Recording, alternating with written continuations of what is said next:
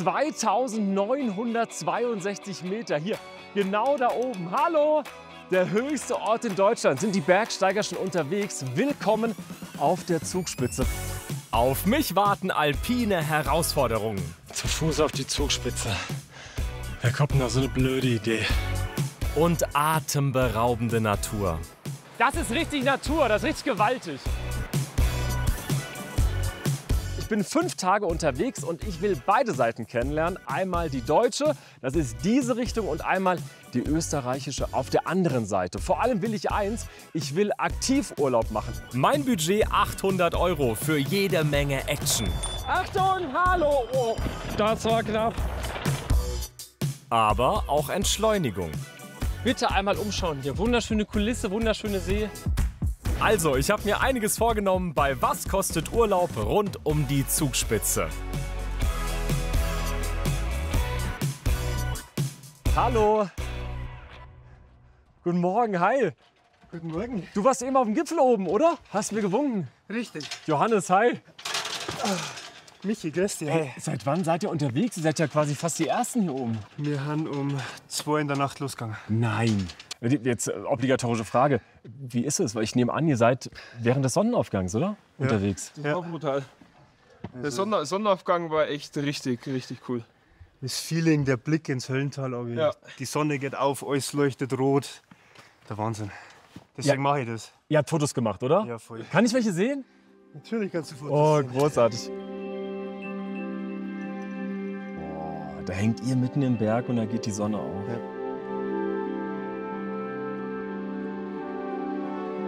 Was macht die Zugspitze für euch aus?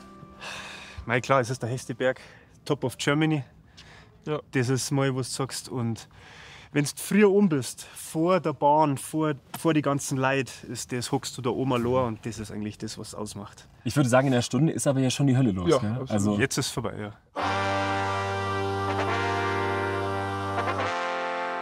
naja, ein bisschen Zeit bleibt mir noch, um die Ruhe vorm Touri-Sturm zu genießen.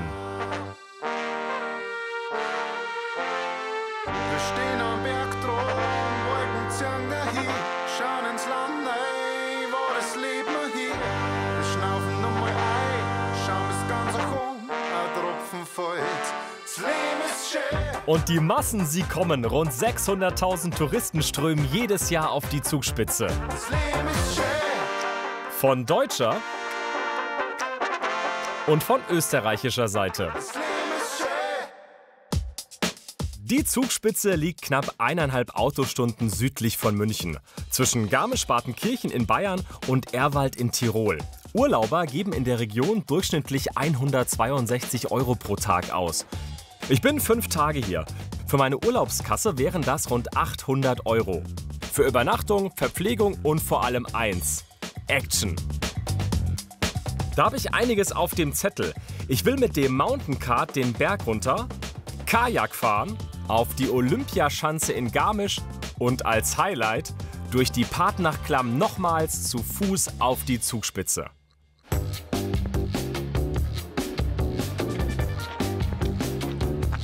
Zeit für eine kleine Stärkung. Ich habe 2 Möglichkeiten, einmal mit und einmal ohne Service.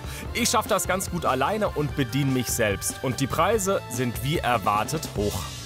Kleine Pommes, Brötchen, Gulaschsuppe, Cola, Dankeschön. 21,50 €. Dankeschön. Dann guten Appetit. Dankeschön. Schönen Tag noch. Okay. Mein Budget tut genau das Gleiche, was der Gletscher macht. Es schmilzt. Das Essen schmeckt lecker und ist total okay. Ich erwarte auf der Hütte aber jetzt auch keine Gourmetküche. Also, für eine Mittagspause bin ich mehr als zufrieden.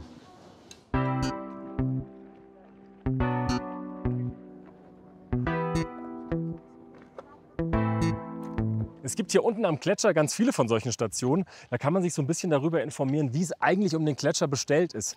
Da unten, das ist der Rest, also das ist der Gletscher. Zumindest was noch von ihm übrig ist. Ja, der hat tatsächlich schon bessere Zeiten gesehen. Da unten das Blaue, das ist dann dieser Rest des sogenannten ewigen Eises. Für alle, die es noch genauer wissen möchten, ein Tipp. Die Zugspitzbahn bietet kostenlose Gletscherführungen an. Und ganz in der Nähe lerne ich eine Familie kennen, die zum ersten Mal auf der Zugspitze ist. Jetzt seid ihr als Familie hochgekommen. Was musstet ihr bezahlen zu viert für die Seilbahn? Knapp 150. Ja. 144 waren es, glaube ich, genau. Was sind die Kids frei gewesen bei euch? Genau. Ja, die sind unter 6. Ah, okay, unter 6 frei. Ja. Das war das Geburtstagsgeschenk. Genau. Also, was heißt Geburtstagsgeschenk? Für den jungen Mann. Ja, ich habe heute Geburtstag. Nee, heute Geburtstag, um Gottes Willen. Dann mache ich auch noch ein paar Höhenmeter. Alles Gute zum Geburtstag. Dankeschön. 29 geworden. Genau, 1,5. Ja, okay. Den schönsten Geburtstag mit der schönsten Aussicht. Genau. Und jetzt schlägt er noch die Kapelle. Jetzt kriegst du noch den Segen von oben. Ja. Oder vielleicht doch eher ein Donnergrollen? Ich werde mal besser die Talfahrt antreten. Ich bin aber nicht der Einzige, der mit der Seilbahn runter will. Und das trotz des Preises. Satte 72 € kostet mich das Ticket für die Berg- und Talfahrt inklusive Gletscherbahn. Von der Talstation in Greinau geht's für mich ins nahe Garmisch. In den Debicher Wastel, meine Unterkunft für die nächsten Tage. So, gerade noch geschafft. Hier. Hallo. Ja, hallo. Johannes. Michaela, servus, grüß dich. Darf ich rein? Es hat gerade angefangen. Ja, das war jetzt gerade heftig, genau. Ja, es war oben auf der Zugspitze noch so schönes Wetter und jetzt bin ich hier in den Hof rein, zack ging's los. Ja, es geht schnell in den Bergen, das stimmt. Ja. Zack, bumm und alles da. Aber jetzt müsst ihr auch Okay, trocknen. wunderbar. Komm, Dankeschön. herzlich willkommen. Dann hätten wir da das Fraueneipe. Bitte schön. Ach, Dankeschön. Eben Weißt du, was ich liebe? Ich liebe diesen Geruch. nach Zirbenholz. Das Zirbenholz. Boah, nee. Immer wenn ich in diese Zimmer komme, immer bei Unterkünften nah am Berg oder so, Zirbenholz, du bist sofort im Urlaub. Ich glaube, ich werde sehr, sehr gut schlafen. Na, das hoffen wir mal, gell? Michaela, vielen Dank für die Gastfreundschaft. Sehr gerne. Ich Schönen mache mich mal Aufenthalt wünsche ich breit. dir, Ja, gell? danke Genau. schön. Tschüss. Ciao, ciao. Das wäre also mein Bett für die nächsten 3 Nächte. Kostet mich 98 € pro Tag inklusive Frühstück und Gästekarte. Ich dachte, ich gönn mir das mal, bevor es Ende der Woche auf die Berghütte geht. Also die Zugspitze hat sich heute am ersten Tag von ihrer absoluten Sonnenseite präsentiert. Das waren wirklich traumhafte Bedingungen. Jetzt gegen Abend, das war so ein bisschen die Kehrseite. Wirklich sehr, sehr viel Regen und ich bin super gespannt, wie es die nächsten Tage wird, weil ich bin sehr viel draußen unterwegs. Und ein Wort zum Budget. Budgettechnisch hat dieser Tag heute, sagen wir so, richtig reingehauen. Der größte Batzen, die Unterkunft für 294 €. Aber auch die Seilbahn mit 72 €. Unterm Strich lande ich bei 390 €.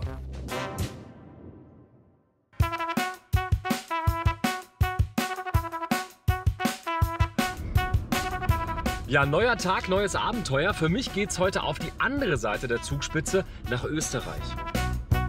Wo sich 7 Gemeinden zur Tiroler Zugspitz-Arena zusammengeschlossen haben. Mit einem großen Angebot für Aktivurlauber. Und genau das möchte ich testen. Meine erste Station ist Biberwier. Ich bin eine gute halbe Stunde unterwegs und will nur so viel verraten, es wird rasant.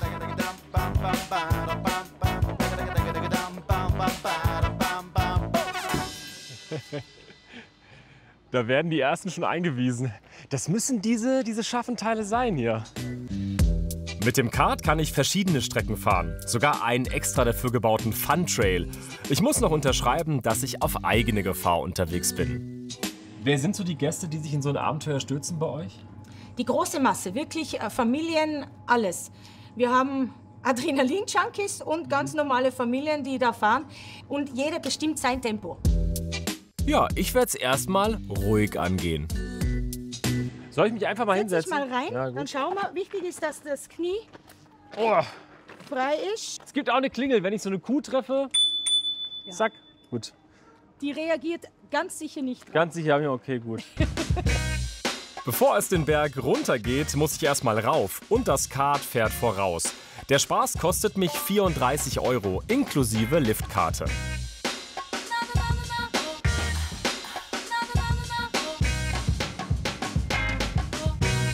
frage mich gerade, ob das da unten der Weg ist, den wir gleich runterfahren, weil der ist sehr schmal. Aber es sieht so aus. Ja, da unten, durch die Kurve. Boah, das ist viel enger, als ich gedacht habe. Und es geht sogar noch um einiges höher. So, wir sind oben. Da vorne geht's runter.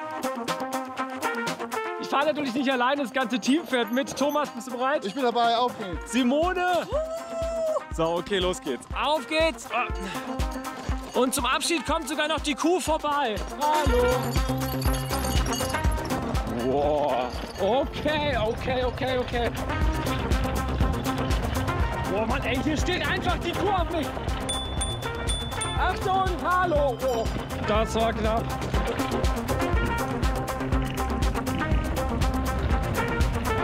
Oh, meine Fresse!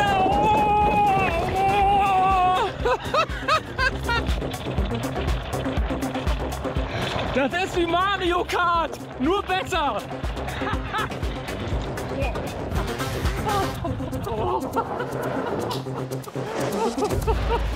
Ey, das ist so ein verrücktes Erlebnis. Es hat so viel mehr Spaß gemacht. Oh Gott, mein Kart fährt weg. Es hat so viel mehr Spaß gemacht, als ich gedacht habe. Wirklich, so viel Adrenalin. Meine Pobacken wurden so durchgeschüttelt. Und ich muss aber auch sagen, es ist nicht ohne. Ich habe einmal fast eine Kuh geküsst. Dann ist mir der Kuhfladen von links ins Gesicht gespritzt. Also, das geht nur in Österreich. Was geht sonst noch so in Österreich? Meine nächste Station, der Heiterwanger See. Ein Geheimtipp. Und da sollte recht wenig los sein, trotz Hochsaison.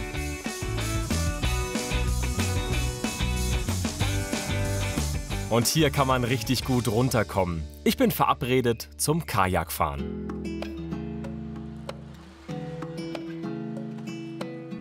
Mit dabei ist Bernd. Er betreibt am See einen Zapfverleih, vermietet aber auch Kajaks. Für einen halben Tag kostet mich das 45 €. So, Johannes, wir fahren jetzt da durch den Kanal da. Ja. Das Tor zum Plansee. Und dann beim Kanal vorne rechts ist ein wunderschöner Platz. Meine Traumbucht. Die war ein Geheimnis und spätestens jetzt ist sie das nicht mehr. Das ist mein Lieblingsplatz. So.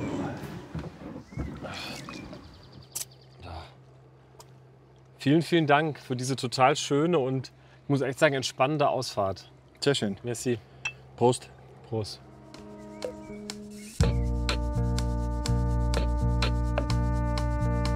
Ich schaue mal nebenbei ganz kurz in die Reisekasse. Was habe ich bislang ausgegeben? 499 €.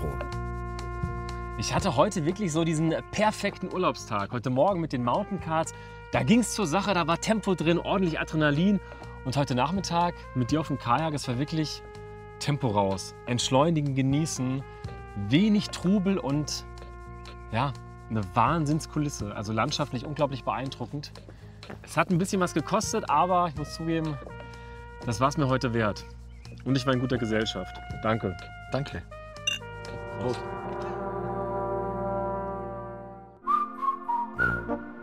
Den Tag heute will ich vor allem entspannt angehen. Mit einem Bummel durch die Garmischer Fußgängerzone.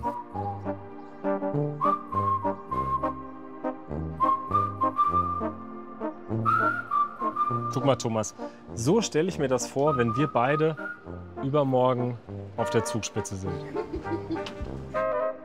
Und damit meine Vorstellung auch Realität werden kann, brauche ich noch Equipment. Richtiges für meine Bergtour.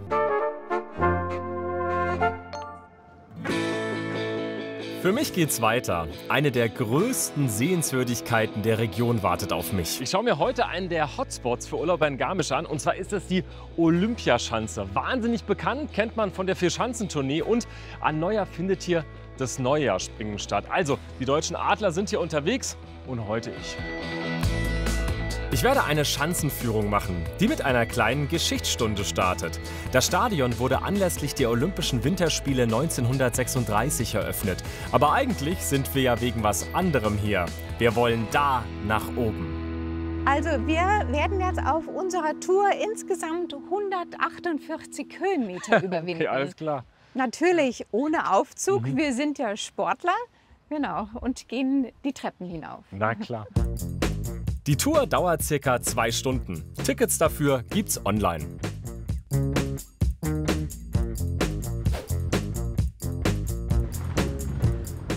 Jetzt wird's noch mal richtig steil. Alles gut? Ja, anstrengend. Ja.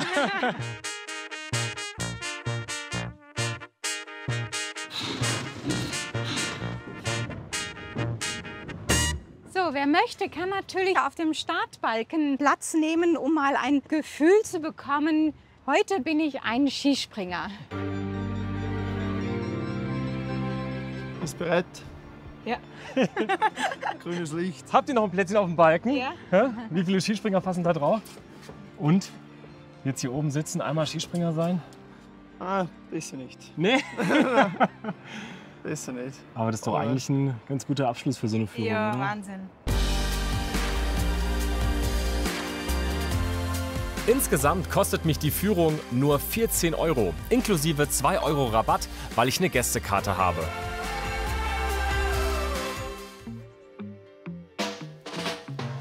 Zurück in der Pension. Jetzt wird's Zeit, meinen Rucksack zu packen. Ja gut, ich brauche noch Zahnpasta, Zahnbürste. Das kommt morgen früh rein und dann bin ich im Grunde ready. Ich bin sehr gespannt, ob das Wetter morgen hält. Sieht aktuell gut aus, aber ich bin auch echt gespannt, ob wir es konditionell meistern werden, weil ich glaube, es wird viel anstrengender als gedacht. Vor allem, wenn die Sonne so von oben runter brezelt. Aber ich freue mich. Mir bleibt nur noch der Blick auf die Karte und ins Portemonnaie. Heute war ja eher Entspannung angesagt und das gilt auch für meine Finanzen. Dank Schnäppchenkauf halten sich meine Kosten im Rahmen. Ich lande bei insgesamt 587 €.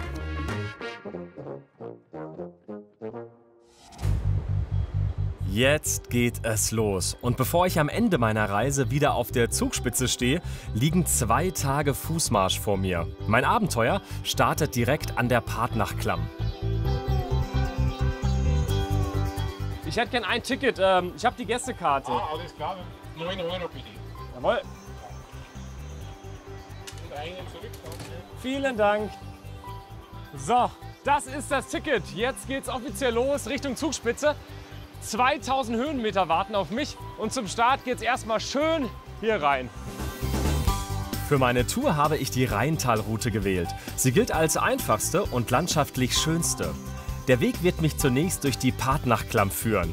Übernachten werde ich auf der Rheintalangerhütte. Und am nächsten Tag dann über die Knorrhütte und das Zugspitzplatt zum Gipfel aufsteigen.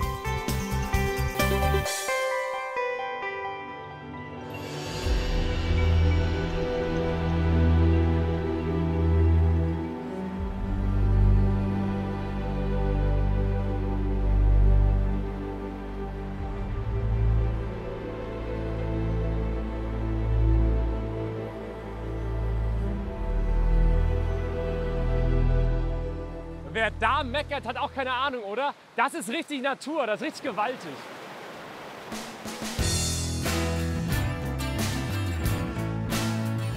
Ich bin jetzt eine Stunde unterwegs, habe die Partnachklamm hinter mir. Laut meiner Wander-App warten auf mich jetzt noch 5 Stunden und 700 Höhenmeter. Der Weg führt mich weiter ins Tal, immer an der Partnach entlang. Und das Schöne: Über weite Strecken bin ich jetzt wirklich alleine unterwegs und kann die Natur ganz für mich genießen.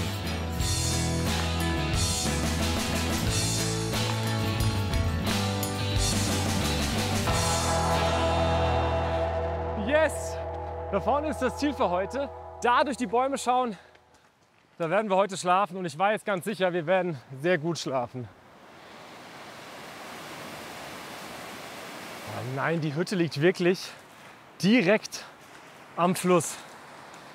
Ja, das ist Wahnsinn. Das ist natürlich, das ist traumhaft schön. Also da kann ich gar nicht, was will ich da meckern? Was will ich meckern? Die Lage ist wunderschön. Das dachte sich der Deutsche Alpenverein auch und deshalb hat er 1912 diese Hütte gebaut. Der Strom wird aus Wasserkraft gewonnen, versorgt werden muss sie aber mit dem Hubschrauber. Trotzdem wird Nachhaltigkeit groß geschrieben, sogar beim Essen. Alles Bio.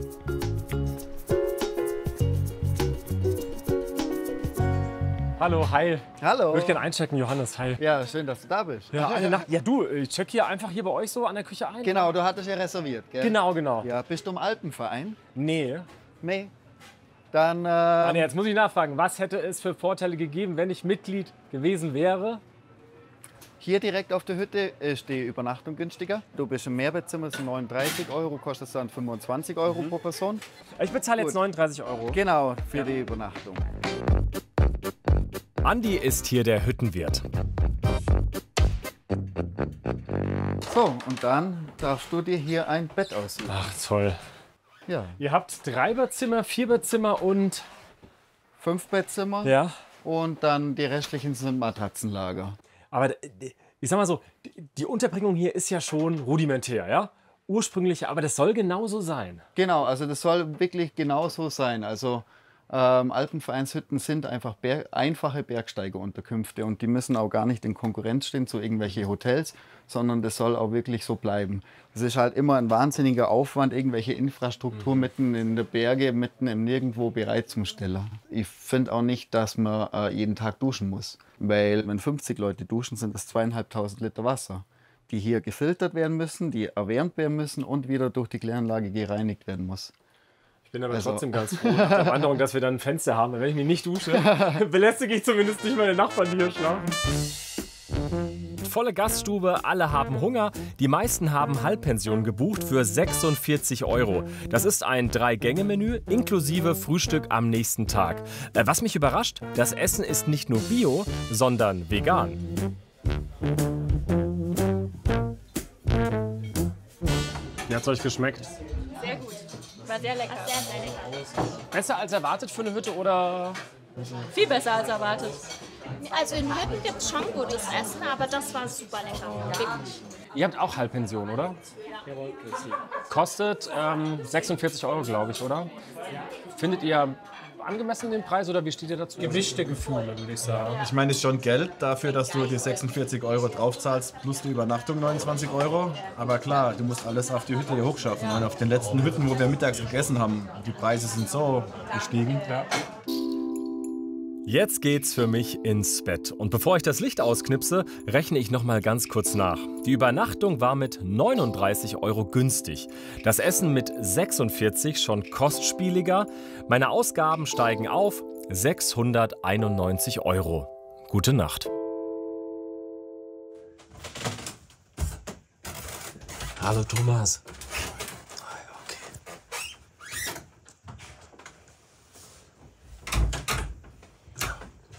Jetzt ist Thomas aufs Klo gegangen und Christian wurde sofort wach und ich auch. Das ist völlig normal. Also diese Hütte ist einfach eine total hellhörige Geschichte.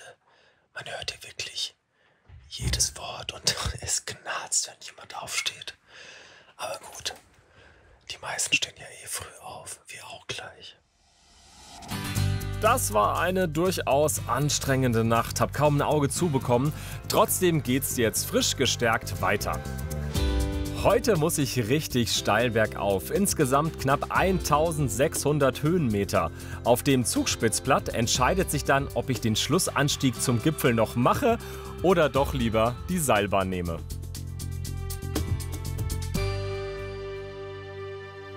Oh, das ist so Wahnsinn, wie schnell man hier Höhenmeter macht. Guck mal, was ein Ausblick. Da ganz unten, an dieser Abzweigung da, wo der Fluss ist, da ist die Hütte. Es gibt nur eine schlechte Nachricht. Ich habe vorhin ganz kurz gedacht, das sei die Zugspitze. Pustekuchen, die sieht man noch gar nicht. Die ist dahinter. Na dann. Oh.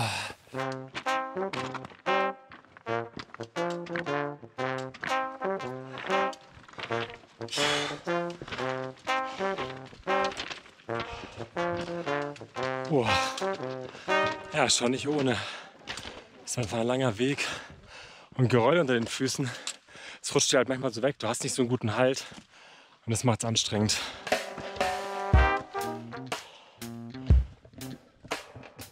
Oh, wie lange das wohl noch so geht? Auf der Knorrhütte wartet Caro vom Deutschen Alpenverein auf mich. Ja, da oben. Da ist die Hütte. Häuschen. Caro wird mich den Rest der Tour begleiten. Caro, grüß dich. Hallo, servus. Oh, wartest du schon lange auf mich? Nein, alles gut. Johannes, hi. Caroline. Oh, ich setze mich kurz zu dir. Oh, du, ich sag dir, ich bin total froh, dass du mitkommst Ja, auf die Zugspitze. freue mich, dass ich dabei sein darf. Oh, sag mal, was mich jetzt erwartet, ist das vergleichbar mit dem, was hinter mir liegt, oder wird's? Bitte sag, es wird leichter.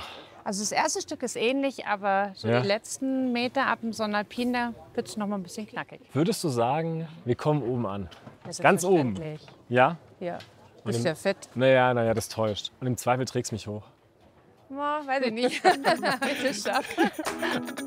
Caro ist bei der Sektion München für die Pflege der Wege und Hütten rund um die Zugspitze verantwortlich.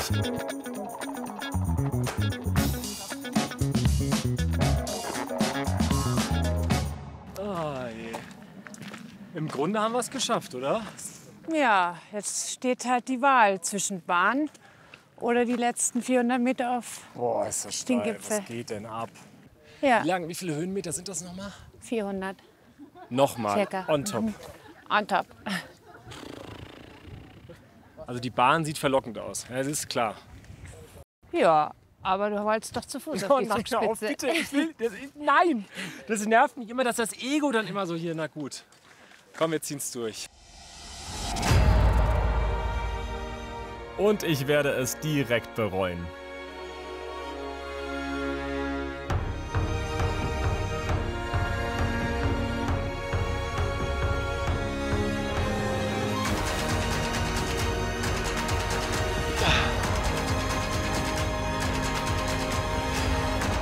Zu Fuß auf die Zugspitze. Wer kommt denn auf so eine blöde Idee?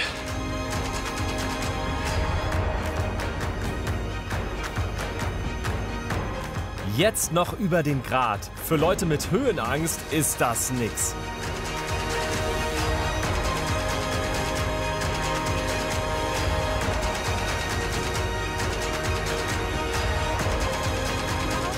Die letzten Stufen, komm. Aber wieder festen Boden unter den Füßen. Wir haben es geschafft, komm Ja, her. sauber. Oh, Stark gemacht. oh krass. Patschehändchen. Diese Frau hat mich ohne Beinbruch auf die Zugspitze gebracht. Und bevor es noch auf den Gipfel geht, gibt's eine Schorle und den Kassensturz. 800 € hatte ich mir vorgenommen. Hab ich's geschafft. Meine beiden Unterkünfte kosten insgesamt 333 €. 170 die Verpflegung. 102 € habe ich in Aktivitäten gesteckt. Dafür stand ja dieser Urlaub. 44 € gingen in die Zusatzausrüstung für meine Bergtour. Und 155 betrugen die Fahrtkosten. Wobei ein Großteil auf die Seilbahnen entfiel. Der Rest auf Parken und Benzin. Meine Anreisekosten sind nicht mit drin. Unterm Strich lande ich also bei 804 €. Budgetziel erreicht. Ein anderes zum Greifen nah.